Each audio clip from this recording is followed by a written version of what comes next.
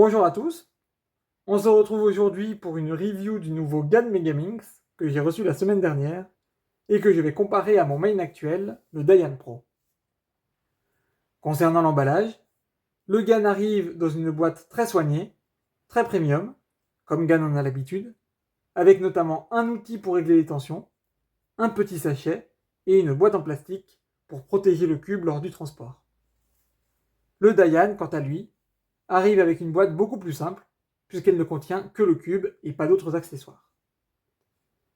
Niveau couleur, les deux cubes ont des très belles couleurs, très vives.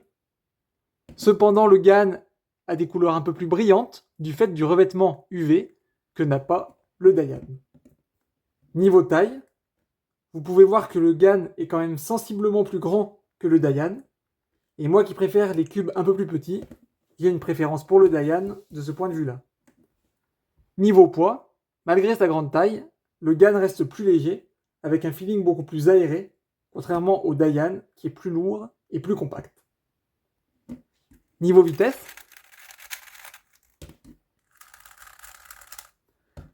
les deux ont une très bonne vitesse, très rapide.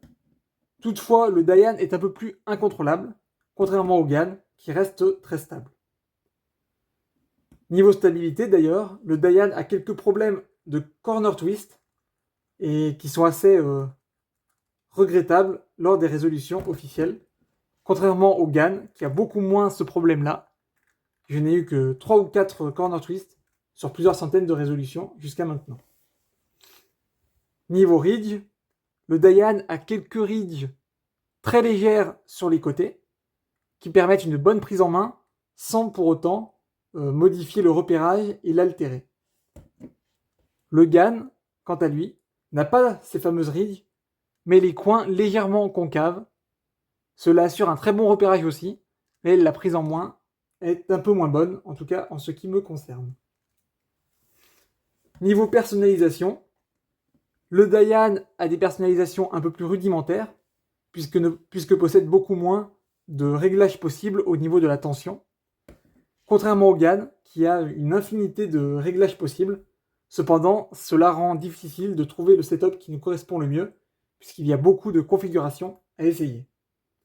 D'ailleurs, je trouve que le Dayan est plus facile à lubrifier pour avoir un bon setup, contrairement au GAN qui m'a demandé un peu plus de travail niveau lubrification. Enfin, pour conclure, je pense que ces deux cubes sont les meilleurs du marché actuellement sans aucun doute.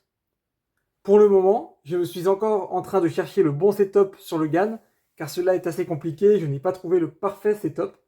Toutefois, j'ai quand même réussi à faire mes records personnels sur une moyenne de 5, de 12 et de 100. Donc le cube reste très facile à utiliser et puis surtout très rapide et efficace.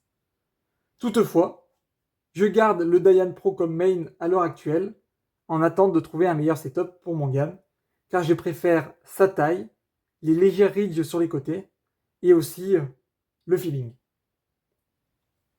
Pour finir, par rapport à d'autres Megaminx sur le marché, je pense que le Dayan Pro reste le meilleur, suivi de peu par le GAN.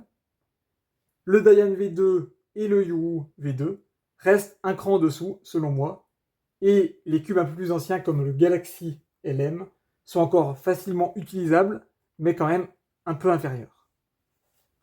Je vous invite donc à essayer ces cubes pour voir celui qui vous convient le mieux, sachant que le GAN a quand même un prix beaucoup plus élevé, d'environ 60 €, contrairement à 30 pour le Dayan. C'est le double, donc réfléchissez-y aussi avant de l'acheter. Merci à vous pour votre écoute, et je vous laisse sur quelques résolutions.